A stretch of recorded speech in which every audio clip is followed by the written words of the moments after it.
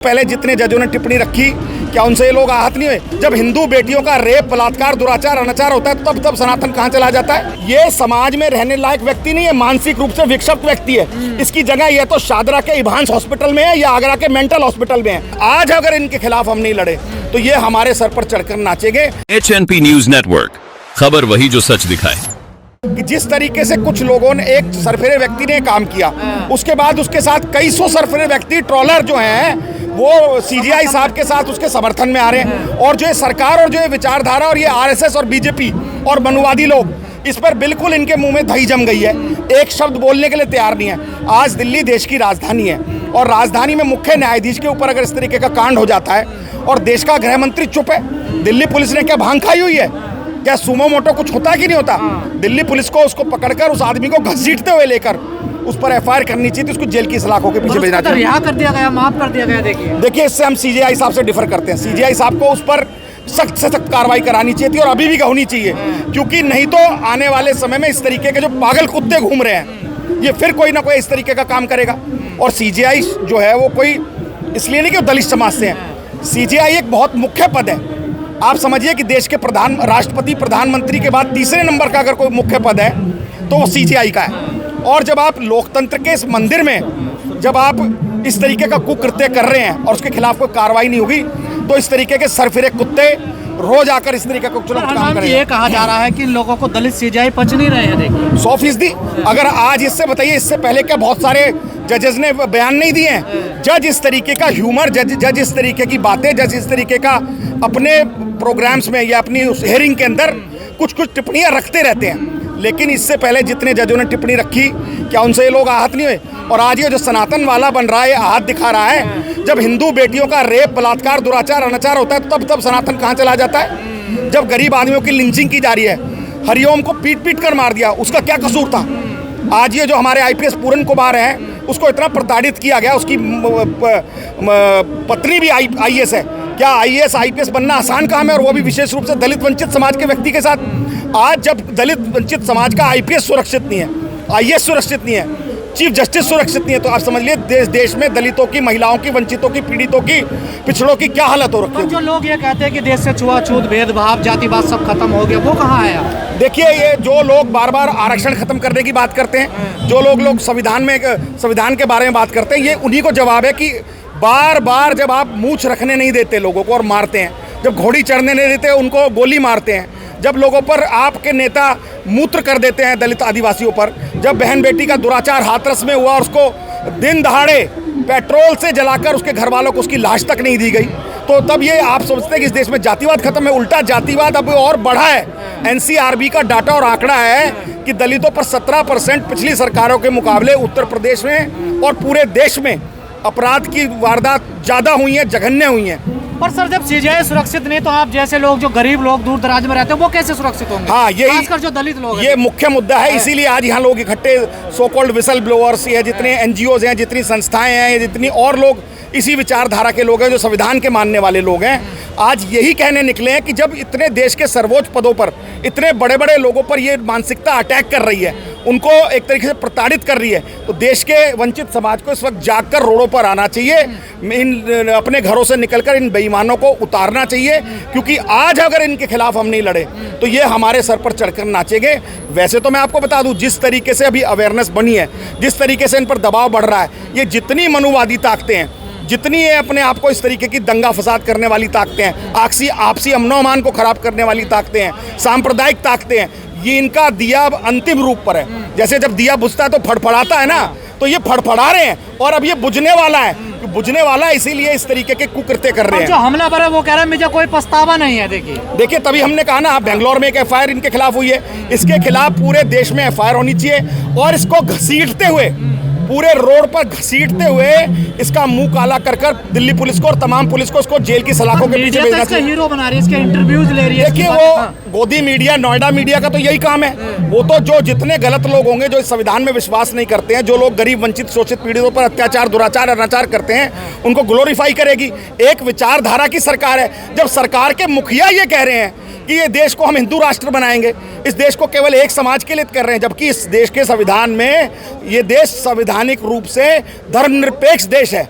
इस देश में हिंदू, मुस्लिम, सिख, ईसाई, जैन, बौद्ध, पारसी या कोई और नया धर्म भी बना ले, उस सबको आज़ादी अपने धर्म की बात रखने की, अपने धर्म से पूजा पाठ करने की, खाने पीने की, आने जाने की। लेकिन जिस तरीके की ये विचारधारा की सरकार है, और विशेष रूप से कहूँ आरएसएस की विचारधारा की सरकार है, ये तो पूरे देश में तनाव कर रही है, झगड़े फसाद कर रही है, क्योंकि डेवलपमेंट के काम कर नहीं रही। साउथ में जाती है तो हिंदी भाषियों से लड़ रही है, महाराष्ट्र में जा रहे हैं तो ये नॉर्थ इंडियंस को मार रहे हैं, कहीं दलितों पर अत्याचार कर रहे हैं, कहीं आदिवासियों की ज़मीनों को हड़प रहे हैं, कहीं पिछड़ों को तंग किया जा रहा है, कहीं आरक्षण के माध्यम से उसको कम करके लेटरल एंट्री लेके जा रहे हैं, कहीं बैकलॉग को भरा नहीं जा रहा है। सर पिछले कुछ दिनों से देखा जा रहा है, पहले राष्ट्रपति का अपमान हुआ, उन्हें मंदिर में नहीं जाने दिया, ग्वालियर हाईकोर्ट में मूर्ति लगनी थी, सुरेश कैथ का भी अपमान, ने क्या क्या उनको बोला गया। अब सीजीआई लगातार कितनी भी ही बड़ी कुर्सी पे क्यों ना बैठ जाए, उसका अपमान हो रहा है। सर देखिए यही तो मुद्दा है कि देश के लोगों को, आप जैसे विसल ब्लोअर्स को ये जगाने का मुद्दा है, जो घरों में बैठे उनके लिए चेतावनी है कि जब देश की राष्ट्रपति को मंदिर बनता है तो उसे मंदिर में इनवाइट नहीं किया जाता, बेशक वो सर्वोच्च पद पर है। और देश के एक पूर्व राष्ट्रपति गोविंद साहब, वो जाके 100 साल मना रहे हैं आरएसएस का,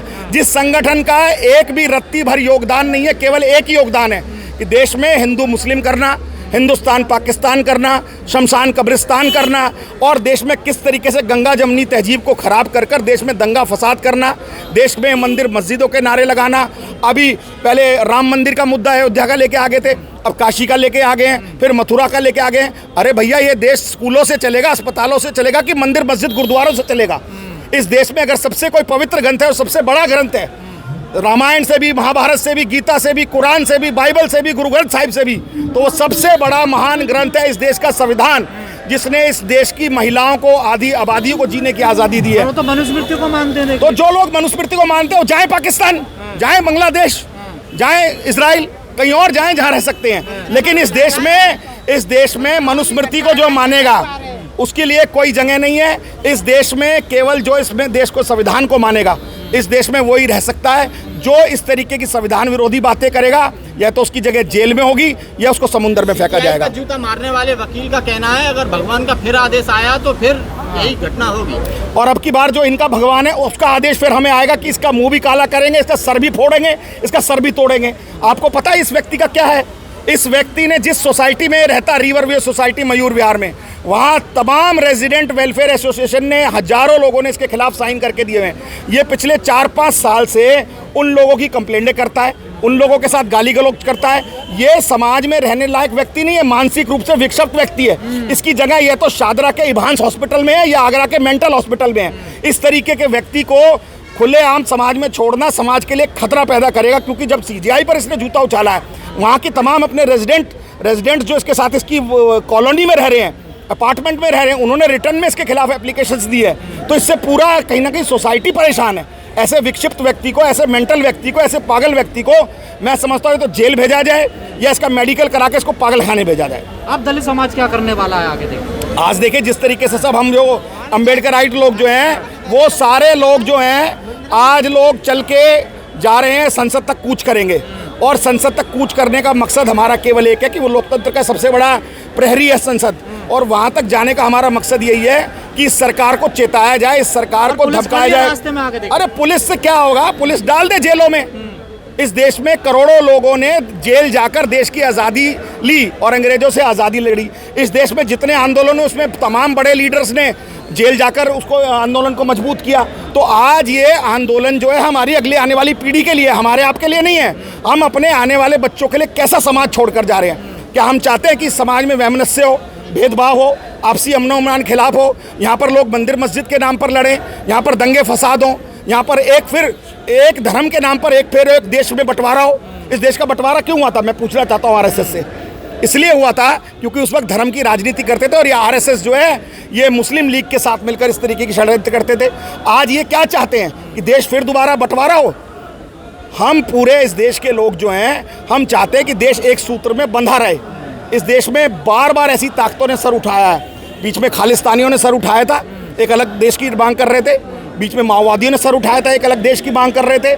कुछ लोग और अलग अलग धर्म के नाम पर देश की मांग करते हैं। लेकिन सरकार का और संविधान का ये फ़र्ज़ है कि वो तमाम धर्मों को साथ लेकर इकट्ठा कर इस देश को चलाए और विकास करे। इस देश में पूरे विश्व हम पर नाच करता है, या पूरा विश्व हम पर क्यों निहारता है?